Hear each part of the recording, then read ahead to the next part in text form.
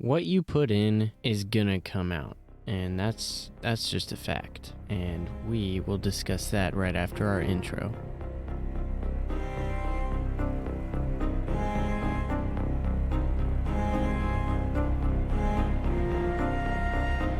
Hello, and welcome to Alpha Insight Podcast, where I will be discussing real-world issues that need to be talked about. Here you will learn how to have a strong mind in a world of weak-minded people. I use not only experience and opinion to back up the topics discussed, but also statistics. I'm your host, Jamison Riling, and this is the Alpha Insight Podcast. Growing up, you may have heard that movies and music influences the way you think. If you grew up in a house like mine, you were not allowed to watch horror movies or listen to secular music or things like that. But the people who were telling you that were not lying. They were telling you the dead facts. And I'm here to talk about that. Music, we're going to start with music. Music can change your mood, your thoughts, and your view on things.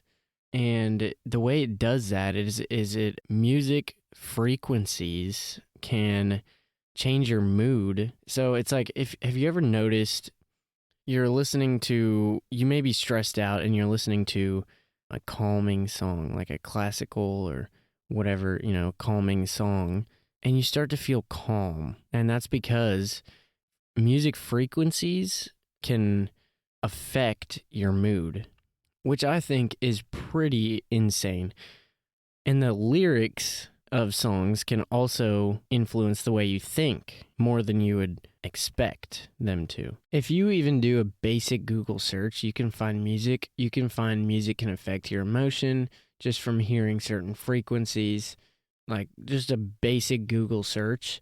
There's been research done proving that frequencies not only stimulate your brain, but it affects your cognitive ability, alertness, and mood, which is everything I just said. But look it up for yourselves. It's not hard to find. This is facts, evident. People have done the research, and this is true stuff.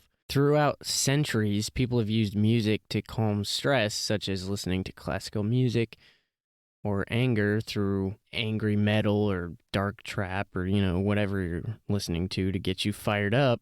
But, through centuries, people have known this. Like, if you look back, like Buddhists or whatever, when they're meditating, they're listening to, when they're trying to calm down, they're listening to those certain frequencies to stay calm. And that's because frequencies change your mood because it stimulates your brain and it releases different, I can't even think of the word I'm trying to think of here, but it stimulates your brain in ways that you may not even notice. And along with lyrics, and I think this is an important topic because we're in a society where you listen to so much like junk, and I just felt like this was a very important topic, and not a lot of people even notice that this stuff is going on. So I looked up and I found this website, chscommunicator.com, says, not all rap music features misogynistic lyrics, but misogyny is a strong theme in many songs of this genre. Listening to rap music won't automatically turn someone into a misogynistic person, but these studies do show that it does make an impact even if it is subconsciously. A study done by two researchers, Barongen and Hall, sorry if I said that wrong, found that when men watched misogynistic rap videos, their aggressive sexual behavior increased. Another study conducted at the North Carolina University found that exposure to sexist rap leads young black females to become more accepting of violence directed at them, even if the song was non-violent. So, why did I say all that? Because it proves my point that the research has shown that not only does music frequencies change the way you can think about things and the way you feel, which is why we listen to certain things at certain times. Depending on how we feel, we put on a certain mood or, whatever we're putting on based on how we want to feel or based on how we do feel. If, I do this a lot when I'm when I'm feeling sad, oftentimes I put on like my sad playlist, and the beats are all kind of like the same, and all the frequencies are all pretty much very similar, and I just kind of stay in this sad state all day as long as I'm listening to that. And I change the music that I'm listening to an upbeat kind of beat, and it really does change like how I feel. And so with this study, it's saying that not only does the frequencies change the way you feel, but the lyrics also change the way you think. And it may not be like an automatic switch, like you listen to a misogynistic song and you're automatically misogynistic, but what it's saying is like even over time, you may start to begin to adapt these traits into your life. Or over time, on a subconscious level, you start to believe the things that are being said or take in these traits or, whatever it is. I highly, highly suggest you read through that article that I read, that little snippet from. There's been research done to prove the point that not only frequencies change the way we think and behave, but the lyrics change us as well. The site is chscommunicator.com. The article is called How the Songs We Listen to Affect the Way We Think. And that's written by Elena Bernier and Amalara Osofisan. Okay, I'm really sorry if I said that wrong.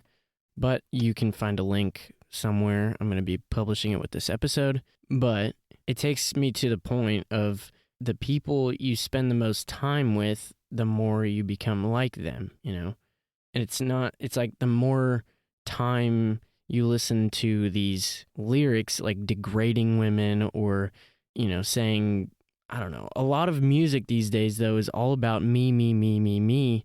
And people in society everybody's about themselves. And we want to change, but we don't want to change our behaviors. And society isn't going to change thinking about themselves when all we're listening to is about ourselves. And it's kind of just like the people you spend your time with. The more time you spend with people, the more you adapt their traits and become more like them and start thinking like them. If you spend all your time with your two main friends, you'll start believing what they believe in, and you'll start becoming like them. That's just a given. That's just how it is. What comes in is going to come out. And the same goes for music. If you listen to the same lyrics over and over again, it may not be an automatic transformation, but it could be like on a subconscious level, you will be affected by it, sometimes without even realizing it. So you're listening to these lyrics about, praising the devil or about women, about money, about drugs. This is going to affect the way you think about these things, or how often you think about these things, or your beliefs on these things. And you may be thinking, oh, it's just a song, but that's what everybody says. And everybody knows, the artists know, like, you wouldn't just make a song just to make a song. The artists, they're putting their beliefs, they're putting their feelings and their hearts and souls into these songs. And we're just shrugging it off and saying it's just a song, but on the subconscious level, it's affecting every single one that listens to this song. So artists, they make music, and it may be like, but music is a way for the artist to get you to believe what they want you to believe or think. If you grew up in a house like mine, you may have heard watching or listening to demonic content is opening the door to let demons into your mind, and I fully agree with that. if you're listening to songs that are worshiping the devil, you're creating yourself as a beacon for demonic entities to come over you. And this is not going to be my main topic of this episode, but this is going to be my intro into next week's episode, which is going to be over demonic powers and all that good stuff. And maybe the songs we listen to aren't outwardly worshiping the devil as some do, but they may be worshiping, women, money, drugs, and, those are the basics, but the list goes on and on. And maybe worshiping ourselves. Music, if we're listening to music that's just teaching us a lot of songs these days are telling us how we should be, I don't even know. You know what I'm saying. And artists don't have to hide their agendas these days because people will listen or watch anyways, telling themselves and everyone else, it's just a song. But I mean, if you put all your time and energy into making this song, would you really want it to say like nothing? No, you would have a story, a message that you're telling the world. And it's like, why would you spend all your time just making a song if you have nothing to say, Alrighty, this is Halftime. I hope you are enjoying the episode. If you are, I would love, love, love for you to continue listening as we are about to go into the effects that movies and content that we watch affect our minds. I would encourage you to listen to the end because this is, a topic that not a lot of people talk about, but I think it's a very, very a good topic here. Alrighty, so because we discussed music, I think it's only fair to discuss how movies affect the way we think, and the media and, what we watch affects the way we think. The same goes for movies and videos. The same general rules, and it all goes the same for movies and videos.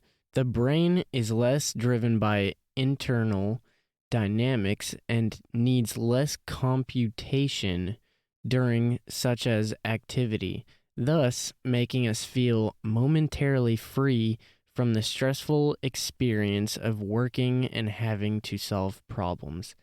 This came from a website. Where I'm going with this point is that watching movies and media constantly teaches our brains to turn off during stressful situations, which leads us to having more issues with problem solving and focus. And so our society is, everybody has ADHD these days, and I have ADHD, I can't do that, I can't focus on this or that. Like, okay, seriously though, that is kind of like a pet peeve of mine when people are sitting there making excuses because they have ADHD. Like, honestly, just teach yourself how to focus on something for once. That's a little off topic, but anyways, it's like the more because we're constantly being stimulated 24/7. We are constantly being stimulated. We're drinking enormous amounts of caffeine. We're watching explicit things. We're listening to explicit things, and we're constantly stimulating our brain, which makes it hard for us to focus, and we call that ADHD. No, I think you should go on a dopamine detox, buddy. Anyways, that's another topic for another day. I was thinking about doing that as a bonus episode for next week, but movies and television put us into a hypnotic state within seconds of turning on the TV. Our brain waves lower to an alpha state, which is where we are most impressionable, says Kylie Fuller, who wrote a short article on her findings of what movies do to the brain. I will have a link for that connected with this episode as well. She discusses the benefits movies have on the mind. While they can teach people subconsciously that healthy relationships are possible and how watching movies can improve your hope for humanity and stuff like that. But if there can be benefits to watching movies, which I think there are, most definitely, there can also be downsides. And the people making these movies know exactly what they're doing. They've been doing it for a long time, like Hollywood producers and actors. Everybody knows what's going on behind the scenes, but nobody's allowed to talk about it. So, as movies can be used for good, they can also be used for bad. If you have ever seen a demonic movie where they're showing dark stuff or worshiping the devil, you may just say it's just a movie and move on. However, Hollywood actors know exactly what is going on. The directors and everybody involved know exactly how these films affect people, because they know that if you are in a hypnotic state when you're watching a movie, because it makes your brain turn off, and that gives them the ability and the power to influence your mind with or without you even noticing it. It can affect you on a subconscious level or even on a conscious level. Because movies, when we're sitting there with our brains like basically turned off, it puts us, we're more impressionable, which also means that we're more susceptible to suggestion. Because we're in a hypnotic state, we're basically waiting for that void in our minds and spirits to be filled. And watching these films like horror movies or, explicit movies, or whatever, allow yourself to become susceptible to demonic powers to overcome you. It literally makes yourself a beacon for demonic powers. You're inviting them in. You're inviting, the Bible says to meditate on God's word day and night. And if we are meditating in the worldly fashion, it makes us a beacon for demonic power to dwell. And you might be thinking, well, I didn't become possessed by some demon. And no, you don't have to be possessed by some demon. But if you're watching these things, basically you're giving them power to put an impression on you and open the door to these things. And you may not even believe this, but I'm going to be talking about demonic powers and all of that good stuff next week. And the Bible says, okay, no, that's for next week. I just get so excited. So I'll be discussing next week, hopefully, the topic of, as a bonus episode, I want to be discussing meditation and how we are constantly stimulated and how that affects our daily lives. But the main episode I'm going to be talking about is demonic powers and stuff like that. So basically, the main takeaways for today is that what we watch and listen to affect us in a much deeper way than we had ever expected. And you may be thinking, it's just a song, it's just a movie, but it's not. It affects the way you think, the way you feel, and the things you believe in. And these things are so much more important than I could even express. So the links to these websites, I used three websites. They will all be published with this episode. Next week, we'll discuss demonic powers and spirits. And hopefully, I will have a bonus episode for you guys as well, I hope you enjoyed today. I hope this made you think a little bit about how what you put in comes out. I really hope you think about this for a little bit, and I hope I wasn't too repetitive, but I got the point across to you. Anyways, thank you for listening. If you want to contact me or check out any of the latest updates or posts, I post on the Instagram page. It's at Alpha Insight Podcast. I would love to see you there. If you want to talk to me about anything, have any comments, questions, or concerns, you can direct message me there. Other than that, I really hope you enjoyed this week's episode, and I will see you next week.